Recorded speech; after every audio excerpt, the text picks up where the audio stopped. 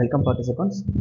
Thank you for participating in the e-quiz on advanced chemistry organized by PG Department of Chemistry, Arlanthar College, Karmathur. And in this video, we are going to discuss the answer key for the e-quiz on advanced chemistry.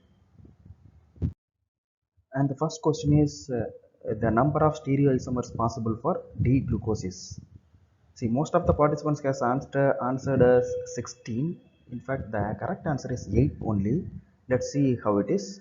And this is the structure of glucose. And if you see, there are 4 chiral carbons.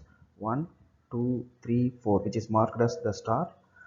And if there are n number of chiral carbons, we have 2 to the power n number of stereoisomers.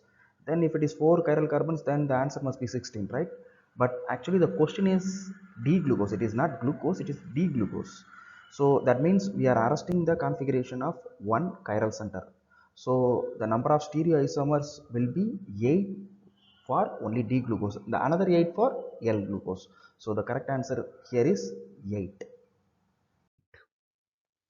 The next problem is also similar to that. Actually, the pH of 10 to the 8 molar HCl. So most of them have answered as 8. But the reality is HCl is an acid. In the pH scale, the pH range for acid is only 0 to 7. It can never become 8. So pH of 8 for HCl is not at all acceptable. So what could be the answer? Let's see. So for in the neutral water, the concentration of H plus ion in the neutral water is 10 to the power minus 7 molar. So adding these two will give the total number of concentration of H plus ion in the 10 to the power minus 8 molar HCl solution.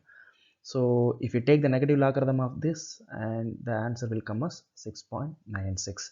So by seeing the answer itself, we can easily guess, and the pH of 8 and pH of 7.04 can never be possible because HCl is an acid, and the pH of 6 is also not possible. If 6 is the answer, then what is the pH of 10 to the minus 6 molar HCl? So pH of 6 is also not the answer, so the only possibility is 6.96. Which among the following is wrong with respect to the symmetry of allenes? And this is the 3D image of allenes. It has 3 C2 axes. Yes, that is correct actually. That is one, that is if you take this axis, that is the principal axis which connects all the 3 carbon bond. If you rotate it by 180 degree, these 2 hydrogens will be exchanged exchange its position and give the symmetric structure. And the other two, if we take this axis as x and there are y and z axis, through that also the C2 operation is possible. And the point group of allenes is D to D. Of course it is a D to D only. There are 2 diagonal planes, on one that bisects these 2 hydrogens and the another one that bisects these 2 hydrogens. So there are 2 diagonal planes and it has S2 symmetry. Actually S2 is nothing but I, that is inversion center. Allenes do not have any inversion center. That is actually wrong. It doesn't have S2, but it is having S4 symmetry. The following diagram shows the mass Bayer spectrum of a iron compound. The compound is likely to be. So look at the mass Bayer spectrum. It shows the strong quadrupole splitting. The quadrupole splitting usually comes when there is a removal of degeneracy of the central metal ion. In the case of ferrous sulfate 7H2O, if you look at the crystal structure of ferrous sulfate 7H2O, it is having the perfect octahedral symmetry. And Fe2 plus ion is D6 under weak field, but it shows the quadrupole splitting because the degeneracy has been removed by means of the Jahn-Teller distortion. That's why it shows the large quadrupole splitting. So the compound is likely to be ferrous sulfate 7H2O. If you look at the other compounds, ferrous sulfate, ferric chloride is actually ferrous 3 plus ion under weak field, and D5 ion, it is highly symmetric. There is, so hence we cannot expect any quadrupole splitting. And in the case of potassium ferrocyanide, the central metal ion is Fe2 plus with the D6 configuration under strong field. So that is also highly symmetric, so we cannot expect any quadrupole splitting. In the case of K3FeF6, again the ion atom is in Fe3 plus configuration under weak field, So this is also highly symmetric, so we cannot expect any quarter pole splitting. So the answer is ferrous sulfate 7H2O. So the next question is, in a solid, oxide ions are arranged in CCP array. 1/6 of tetrahedral voids are occupied by the cations A, and 1/3 of octahedral voids are occupied by cation B. The molecular formula of the solid is.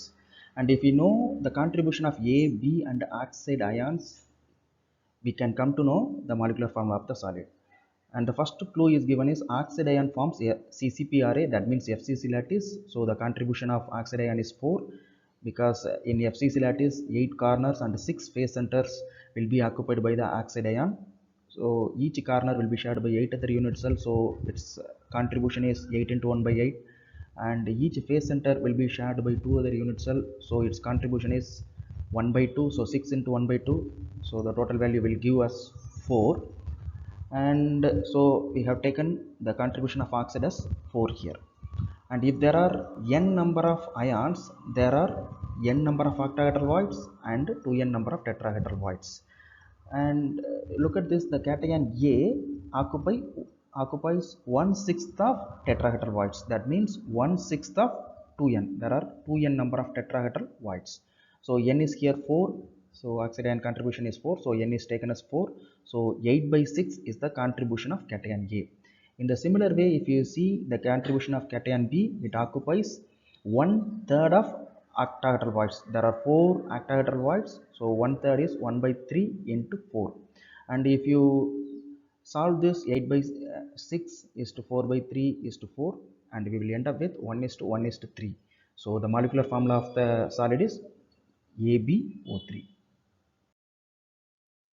The point group of CH3Cl3. So this is actually C3V point group. So we can see the symmetry elements present in the compound is E. There are two C3, that is C3 and C3 square, and there are 3 sigma V planes.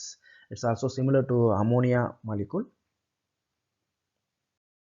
According to PSEPT rule, the structure of B4C2H6 is. So according to PSEPT rule, Bn Hn power 2 minus is having the closure structure, and for nido it is Bn H n plus 4, and for arachno it is Bn H n plus 6. So B6 H6 to the power 2 minus is having closure structure as per the PSEPT rule. See here, actually what happens comparing these two compounds, instead of 2 BH minus and 2 CH is replaced, and 1 CH is equivalent to BH minus. Just calculate the number of electrons. Carbon is having 6 electrons and hydrogen is having 1 electron, total is 7. And in the case of boron, it is having 5 electrons and H is having 1 electron, and minus will have 1 more electron, so total of 7 electrons. So these two are isoelectronic, and replacing of CH with BH minus will not change the structure, so the structure of B4C2H6 is also closed.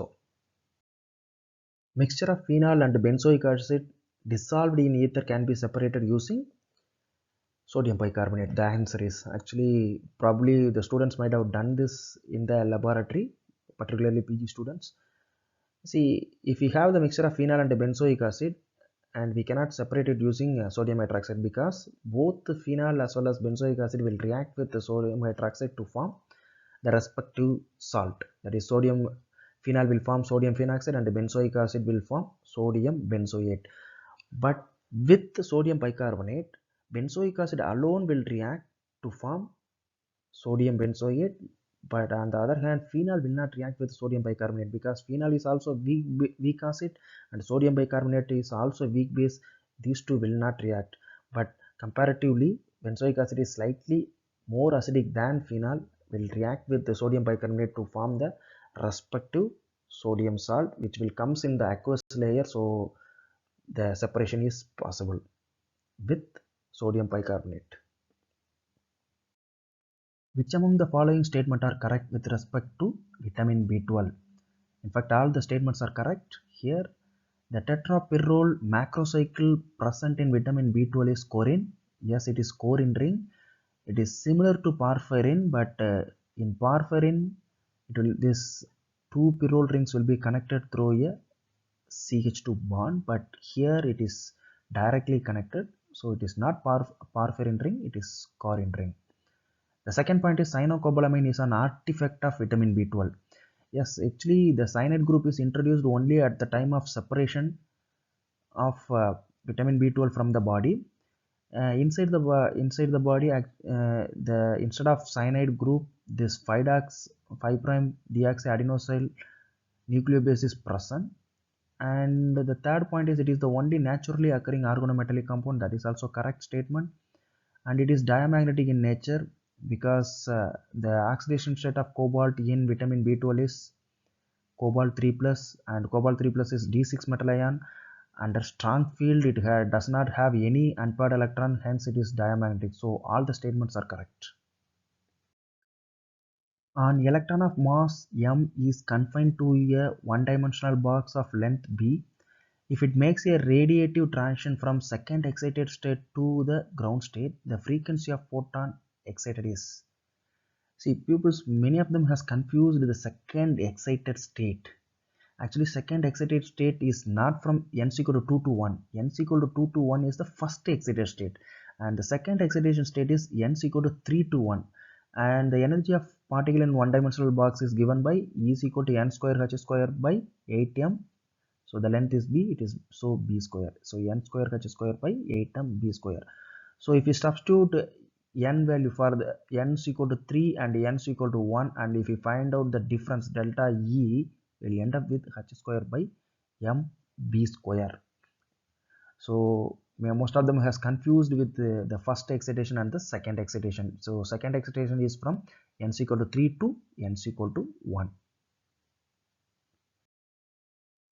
The standard reduction potential at 298 Kelvin for single electrodes are given. That is, E naught of Mg2 plus 2 Mg is minus 2.34 volt, and E naught of zinc 2 plus 2 zinc is minus 0.76 volt, and E naught of Fe2 plus 2 Fe is minus 0.44 volt. From this we can infer that. So there are 4 answers are given and we need to choose the correct one. And the answer is Mg can reduce both Zn2 plus and Fe2 plus. Let's solve this through two methods, actually one by theory and one by problem. So in this case, the larger the E naught value represents what, greater the tendency to get oxidized. So out of all these three, E naught of Mg2 plus 2 Mg will have the larger negative value, that is minus 2.34 volt. That means Mg has the greatest tendency to get oxidized into Mg2 plus. If a element is getting oxidized easily, it can act as the good reducing agent. So Mg can reduce Zn 2 plus and Iron 2 plus easily. So without any working out any calculation, we can, by seeing the value of E naught, we can go for the conclusion. But let's see how it can be done by means of problem also. So the reduction potential of Mg2 plus 2 Mg is given as 2.34, and all the three equations has been written as per the, because since it is a reduction potential, we have written the reduction equation for all the three. And if we subtract 2 minus 1 and 3 minus 1, see, the resultant equation will have the positive E naught value. If the E naught value is positive, then the delta G naught value is negative. That means the reaction is spontaneous, then only the reaction will happen. If the E naught value is negative, then the reaction will not happen at all. That means if the E naught is negative, delta G naught will become positive. So it is non-spontaneous reaction. So see here, look at this. In both the cases, Mg reduces Zn2 plus. Here Mg reduces Fe2 plus. So this statement is correct. Mg can reduce both zinc 2 plus as well as Fe2 plus. The total number of alpha and beta particles emitted in the spontaneous decay of 92 uranium 238 to 82 lead 206 respectively are. It is a problem from the nuclear chemistry. We need to know what is alpha and beta emission. Alpha emission actually is nothing but the emission of helium particle 2He4. That means the mass number will be decreased by 4 units and the atomic number will be decreased by 2 units. And in the case of beta emission, the atomic number will be increased by 1 unit. The atomic number will be increased by 1 unit, but there is no change in the mass number. Since beta emission does not change the mass number, first let's consider this case. So 92 uranium 238 to 82 lead 206, the change in mass number is 32, which should be accompanied only by means of alpha particles. So 32 by 4, which is equal to 8. So there are 8 alpha particles must be involved in this reaction, that is in this spontaneous decay. If there are 8 is involved, the mass number should be changed from 92 to 76, but actually what we have is 82. So 82 minus 76, which is equal to 6. So 6 beta emission should have also happen. So there will be 8 alpha and 6 beta. That is the right answer for this question.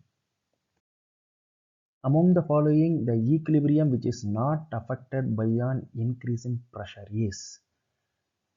See, there are 4 equilibrium reactions are given. We need to find out which reaction will not be affected by means of the pressure. And as per the Le Chatelier principle, increase in pressure shifts the equilibrium towards the side where the number of moles of gaseous products are less.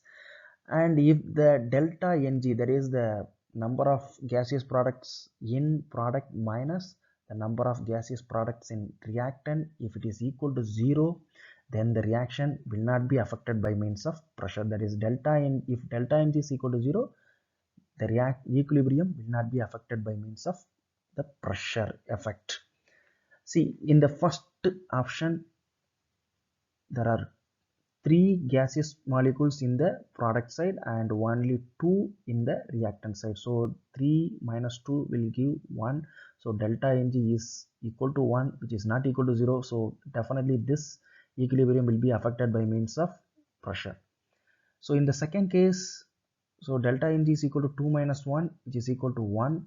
See, just look at this. Iodine is given as solid. Don't consider it as gas. So most of the reactions will be written as iodine as a gas. So here it is purposely given. It is solid. So here also delta Ng is not equal to 0. That means this reaction, this equilibrium also will be affected by pressure.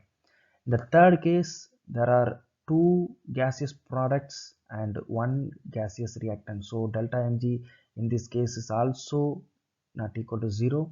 So pressure will definitely affect the equilibrium.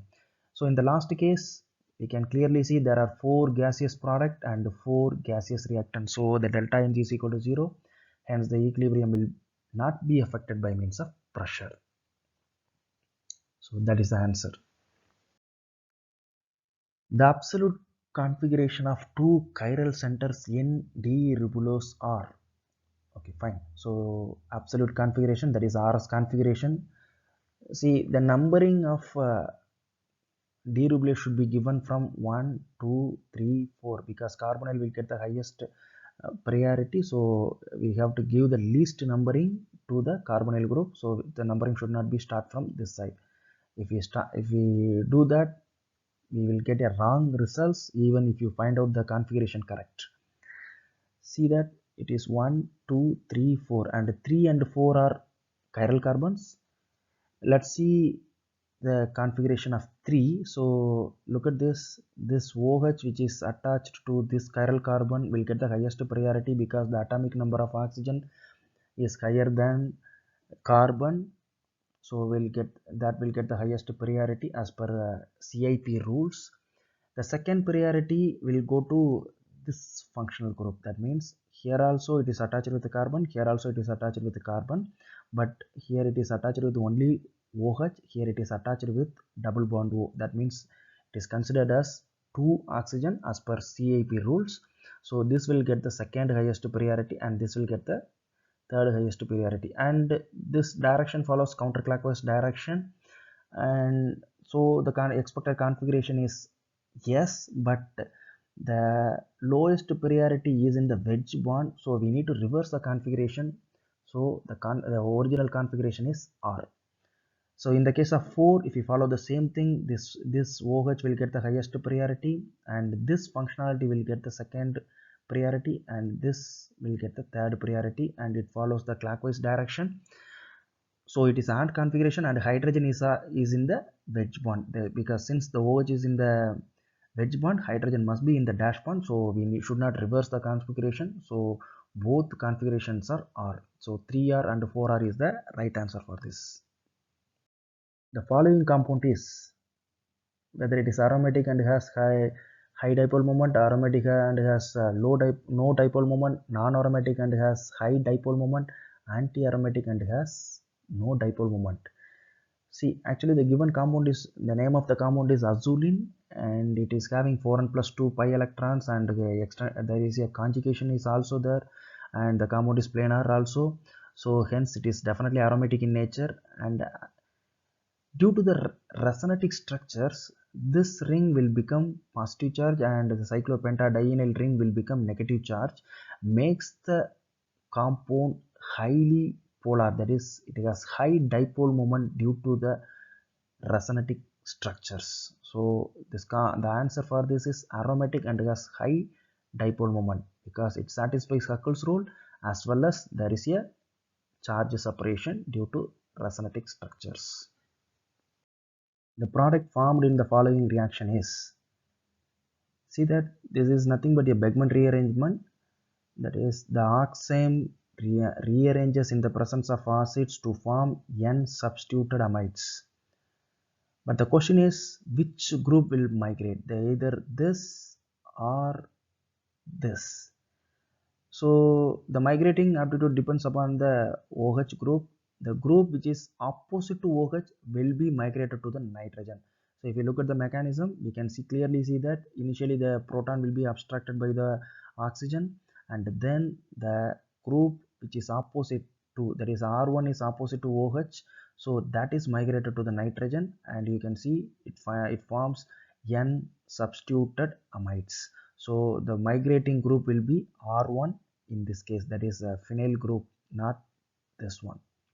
So the correct answer is option 2. So the next question is, predict X and Y in the following reaction. So propane reacts with sulfuric acid and mercuric sulfate to form X, and which further reacts with sodium iodate to form yellow precipitate, the compound Y. So we need to predict X and Y, and the first step of the reaction is nothing but the hydration of alkynes. See, it follows the Markovnikov rule. So OH minus will be added to here, that is a less number of hydrogen atom, the olefinic, the triple bond with less number of hydrogen atom. Here the hydrogen will be added here, so we will get this compound which is nothing but enol form of acetone, so which readily rearranges to form acetone. So compound X is acetone, and the second one is nothing but the iodoform reaction. See, compounds having CH3, that is acyl group, will undergo iodoform reaction. So the yellow precipitate must be iodoform. It is CHI3. It is not CH3I, it is CHI3. So the correct answer is acetone and iodoform. So the next question is, which of the following do not obey 18 electron rule? So there are 4 complexes are given, and the correct answer is the first one. But we will calculate for all the complexes. Okay, first let's see this complex. So the outermost electronic configuration of ion is 3d6 and 4s2.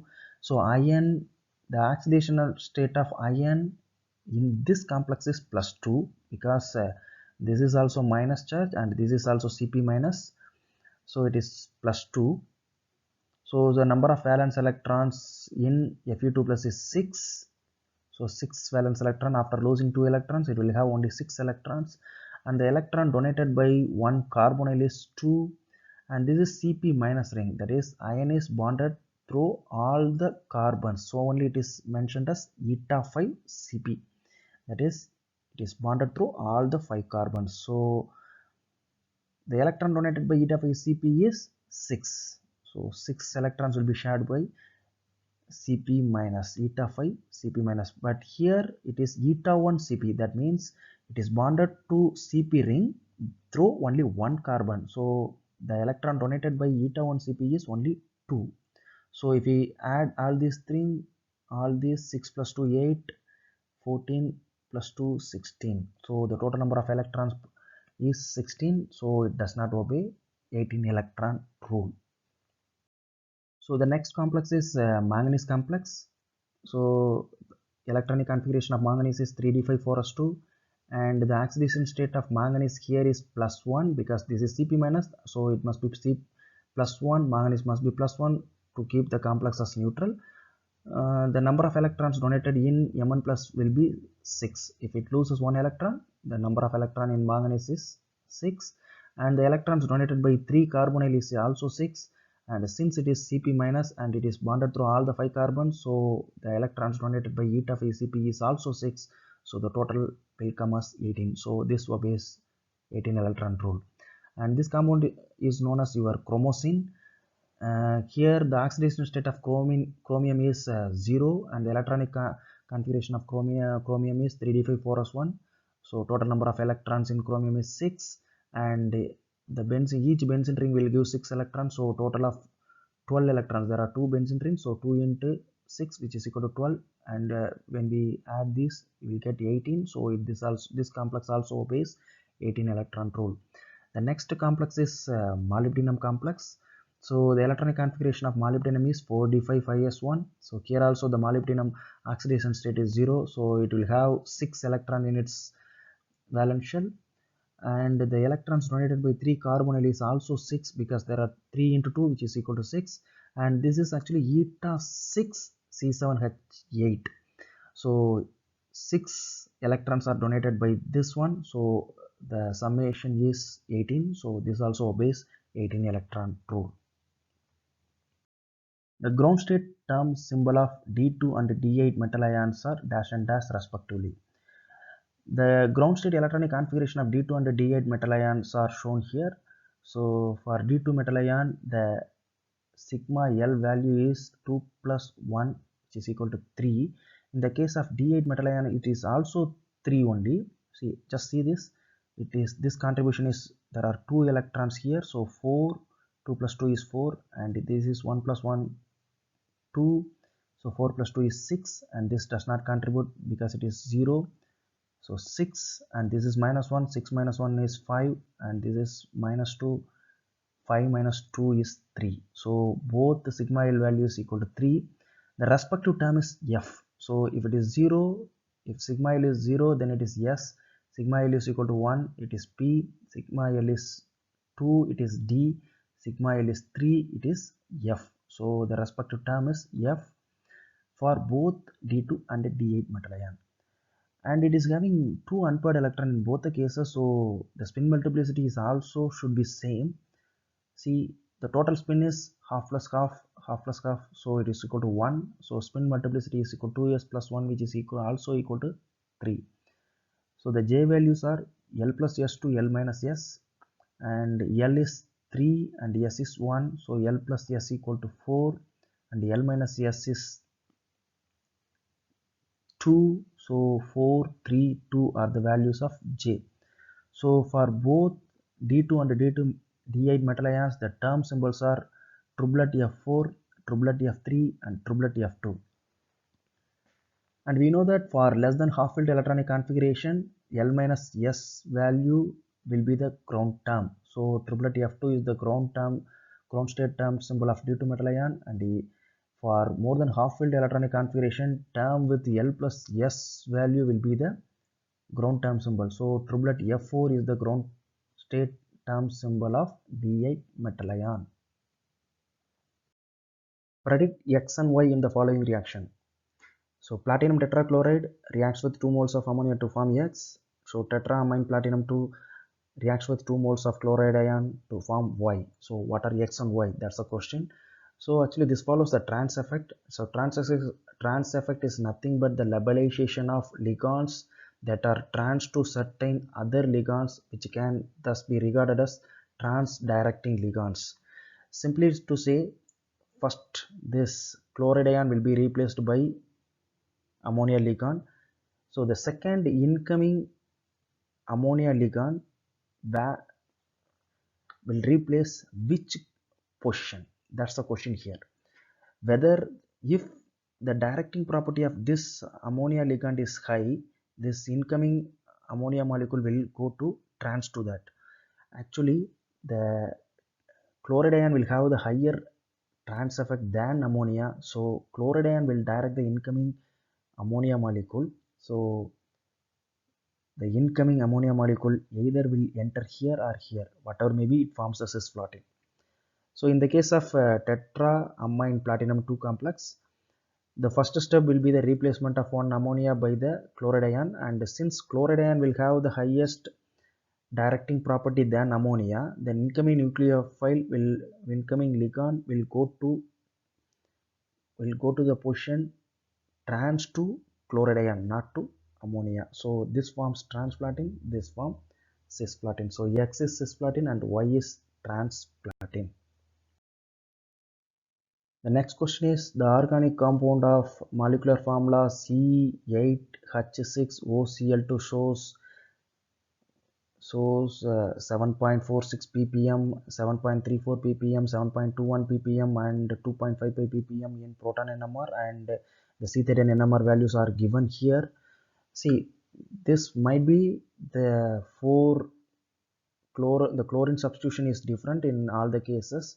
If you assign the peaks, this suits well for option 3, that is this compound. See, look at this, the 2.55 ppm that are with 3 proton intensity is for the this methyl group, because it is singlet, because there is no adjacent hydrogens here, so it is only singlet with 3 proton intensity. And here this is 7.34, this proton is actually a doublet. Actually here the long range coupling is takes place, the hydrogen H C C C hydrogen splitting takes place, so it is a doublet. And here also it is, see, if you look at this, there is a this is also doublet with 1 proton intensity. See that this splits the signal of this, so it forms a doublet. And this one forms the doublet of doublet. This will be split, this hydrogen also splits the signal, and this hydrogen also will split the signal, so it forms a doublet of doublet. So if you assign C13 NMR also, the answer will come as option 3. Which compounds would probably show the sharpest OH stretching vibrations? See that there are 4 phenyl compounds are given here. So this also, this compound, this compound, this compound, all these three can form only intermolecular hydrogen bonding. This can form intramolecular hydrogen bonding. In general, if there is intramolecular hydrogen bonding, the OH stretching frequency is slightly sharper than the one in intermolecular hydrogen bonding. So this is the answer for this question. Predict the major product in the following reaction. So this sodium ethoxide, so it must be an elimination reaction, because it is a strong base which can abstract a proton and thereby it undergo dehydrohalogenation. And the elimination reaction usually proceeds via the anti-elimination, that is, the eliminating group should be anti to each other. So here if you compare this bromine, the group which is anti to the bromine is either this CH3 or this D. So this is, the elimination cannot be proceed through the elimination of this hydrogen and the Br and this hydrogen and the Br. Only it is possible through this deuterium and Br. So the option must be 3. Which is the major product in the following reaction? So you look at this, actually it is nothing but hydroboration reaction.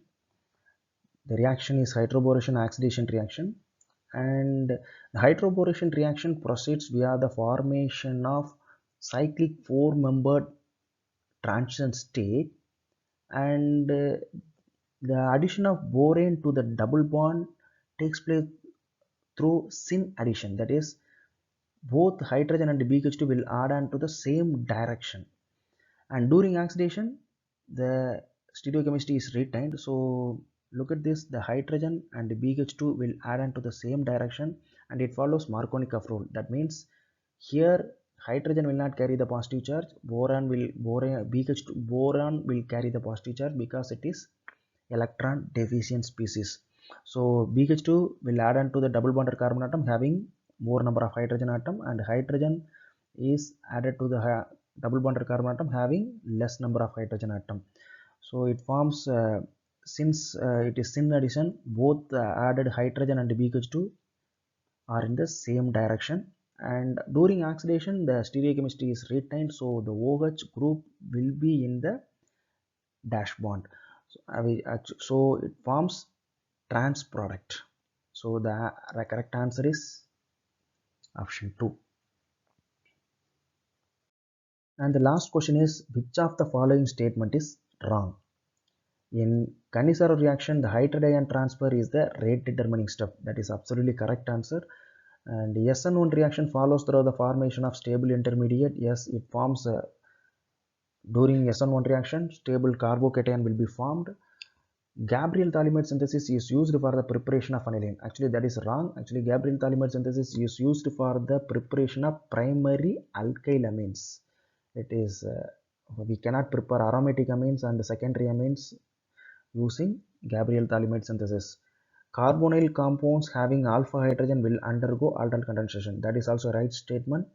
See, if you look at the mechanism of Gabriel-Thallimide synthesis, it follows the attack of thallimide ion on alkyl halide via SN2 mechanism. That means, if you use aromatic halides, the thallimide cannot attack the aromatic halides via SN2 mechanism because aromatic halogens do not undergo SN2 reaction under normal conditions because of the partial double bond character of CH bond. So aniline cannot be prepared by this method. So this is a wrong statement here.